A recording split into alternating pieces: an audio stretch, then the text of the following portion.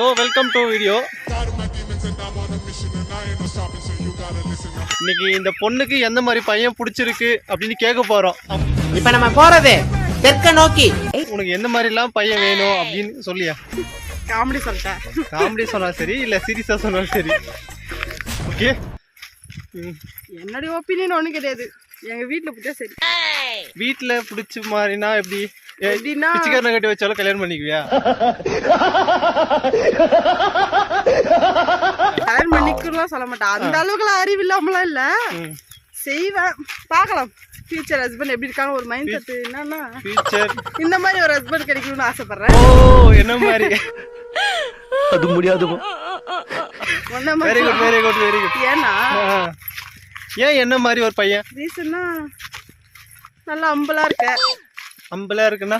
அம்பலன்னா பொலைட்டா பேசுறேன். எனக்கு ஒண்ணுமே புரியல. அதுதானப்பா எனக்கும் புரியல. எல்லா ப்ராப்ளம் சால்வ் பண்ற ஒரு பக்குவம் இவர்கிட்ட இருக்கு.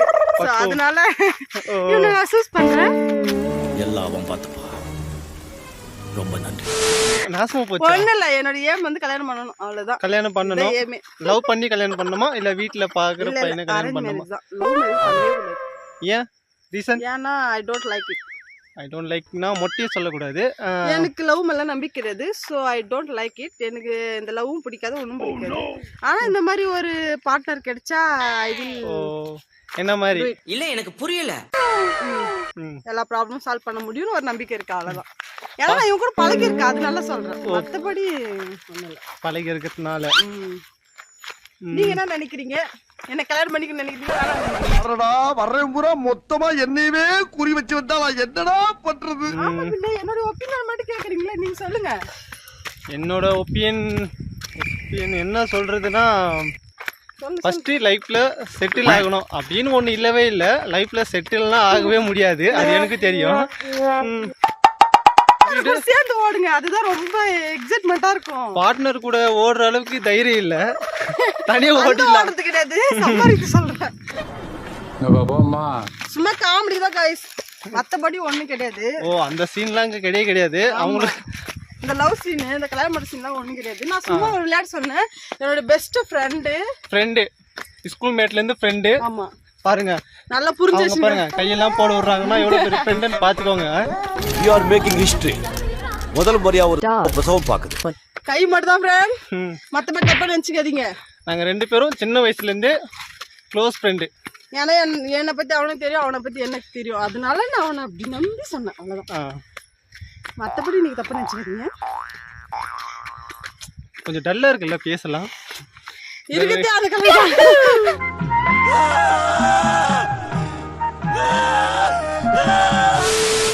சரி மோனி, நீ வில்லேஜ்லேருந்து வெளியில் போய் வேலை செய்கிறல்ல, உனக்கு இந்த நம்ம ஊரெல்லாம் விட்டுட்டு வெளியில் போய் வேலை செய்யும் போது உனக்கு எந்த மாதிரி ஃபீல் இருக்குது? உன் அப்பா அம்மா எல்லாம் சொந்த மாதிரிலாம் விட்டுட்டு போகும்போது உனக்கு எந்த மாதிரி உனக்கு ஃபீல் ஆகுது, அதை கொஞ்சம் சொல்லு. நிறைய ஃபீலிங் இருக்குது. ஏன்னா வில்லேஜ் லைஃப் மாதிரி சிட்டி லைஃப் கிடையாது. ஏன்னா சிட்டி லைஃப்லனாவே வெளியே போனே ரொம்ப கஷ்டமாக இருக்குதுப்பா. வில்லேஜ் லைஃப்லாம் நம்ம எங்கனாலும் போகலாம், ஜாலியாக சுற்றலாம், ஃப்ரீடமாக இருக்கலாம். ஆனால் சிட்டி லைஃப் அப்படி கிடையவே கிடையாது. ஏன் சிட்டியில் ஏன் சுற்ற முடியாதுன்னு சொல்கிறேன்? ஏன்னா கேர்ள்ஸ் வந்து தனியாக போகவே முடியாது. ஏன்னா நிறைய இப்போ விஷயங்கள் நடந்திருக்கு, நீயே பார்த்துருப்ப. பாண்டிச்சேரியில் கூட ஒரு சின்ன குழந்தை இந்த மாதிரிலாம் சொல்லியிருக்காங்க. ஸோ அதனாலேயே வந்து லேடிஸ் மோஸ்ட் ஆஃப் வெளியே போக பயப்படுறாங்க. லேடிஸ்க்கு ஃப்ரீடம் இல்லை வெளியில் கொஞ்சம். ஓகே, அதே மாதிரி பஸ்ல டிராவல் பண்றதுக்கும் கொஞ்சம் கஷ்டமா இருக்கு. ஏன்னா நிறைய பாய்ஸுங்களும் சரி, சில பேருங்க கரெக்டா இருக்காங்க, பட் இருந்தாலும் நம்மளே மீறி நிறைய நடக்குது இல்ல. அதெல்லாம் ஹேண்டில் பண்ணோம்னா கொஞ்சம் வீரமான பெண்மணிகள் வேண்டும். வீரமான பெண்மணிகள் எப்படி? ஜான்சி ராணி மாதிரியா? அந்த மாதிரி கிடையாது, கொஞ்சம் போல்டா இருக்கணும், அவங்களை எதிர்த்து பேசணும், போதும். அவ்வளோ பெரிய எல்லாம் ஆகணும்னு அவசியம் இல்லை.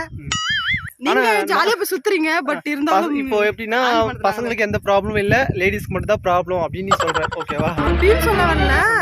எங்களை பொறுத்த வரைக்கும் என்ன மாதிரி பொண்ணுங்க வந்து ரொம்ப மெச்சூர்டா இருக்காங்க, அது வந்து நல்லா இது பண்ணிக்கிறாங்க, ஹேண்டில் பண்ணி போய்க்கிறாங்க. மற்ற பொண்ணுங்க வந்து அந்த மாதிரி இருக்குது இல்ல, பசங்க பார்த்தா பயப்படுறாங்க. அதனால வந்து பசங்க வந்து ரொம்ப ரூடா பிகேவ் பண்றாங்கல்ல, அதனால சொல்ல வரேன் சிட்டி லைஃப் நல்லா இல்லை அப்படின்னு சொல்லி. ஆனா எனக்கு என்ன ஒரு ஃபீல்னா,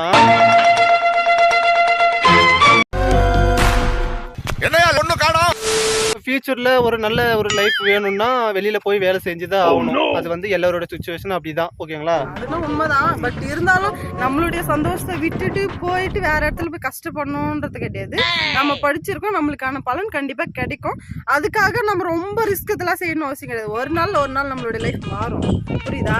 அதனால நீ எல்லாத்தையும் மாத்திக்கிட்டு உன் சந்தோஷத்தை நல்லா என்ஜாய் பண்ணி. இப்பதான் என்ஜாய் பண்ண முடியும், அதுக்கப்புறம் என்ஜாய் பண்ண முடியும். ஏன் கஷ்டப்பட்டு உன் சந்தோஷத்தை எல்லாம் நீ 35 வயசுல கல்யாணம் பண்றேன்னு சொல்ற. சரி, 35 வயசுல கல்யாணம் பண்ணு வேணான்னு சொல்ல. ஆனா இதுக்கான ஒரு உன்னுடைய கஷ்டத்தெல்லாம் புரிஞ்சு ஒருத்தர் கிடைக்கணும்னா அது ரொம்ப கஷ்டம் தானே. கஷ்டம் தான், என்ன பண்றது? அதுக்கான சொல்யூஷன் எடுக்கணும்ல. எனி டைம் குடும்பத்துக்காக ஓட வேணாம்னு சொல்ல. லைஃப் பார்ட்னர் உன்னை புரிஞ்சுட்டு வந்தானா அவளும் உன் கூட ஓடுவாள்ல. நம்ம அவளை ஓட விட தப்பு. நீ நினைக்கிற என் பொண்டாட்டி நான் நல்லா பார்த்துக்கணும், அவளை எந்த வேலை செய்யக்கூடாது, நான் அவளுக்காக எல்லாமே சேர்த்து வச்சுட்டு அதுக்கப்புறம் கல்யாணம் நினைக்கிறேன். பட் இருந்தாலும் நம்மளோட சுச்சுவேஷன் எப்படி மாறுன்னு சொல்ல முடியும். நம்ம இப்படியே கூட இருக்கலாம். இப்படியே உழைச்சிட்டே அப்பா அம்மாக்காக காலத்தை ஓட்டக்கூடாது. உனக்குன்னு ஒரு லைஃப் இருக்கு, அதுக்குள்ளேயும் நீ போய் பார்க்கணும். சிட்டி லைஃபும் பார்க்கணும், வில்லேஜ் லைஃபும் பார்க்கணும், நம்ம சிங்கிளா இருக்கிறதும் பார்க்கணும், மிங்கிள் ஆகிட்டு பார்க்கணும், ஒய்ஃப் எப்படி இருக்காங்க, அவங்க குழந்தைங்க, அதெல்லாம் லைஃப் எல்லாம் பார்த்தாதான் ஒரு மனுஷன்.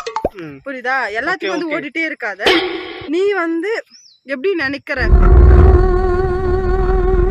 ஆண்டவா, என்ன எப்படி புலம் போடுற ஆதா மீனாட்சி. வில்லேஜ்ல வந்து நிறைய விஷயங்கள் வந்து ஒத்து போறாங்க. இந்த வில்லேஜ் லைஃப் ரொம்ப பிடிச்சிருக்கு, சிட்டி லைஃப் கொஞ்சம் அன்கம்ஃபர்டபுளா இருக்கு ஃபீல் பண்றேன். அப்புறம் நான் உங்ககிட்ட விளையாட்டா பேசுற புறாடிக்கு நம்பிட்டீங்க. ஐயோ.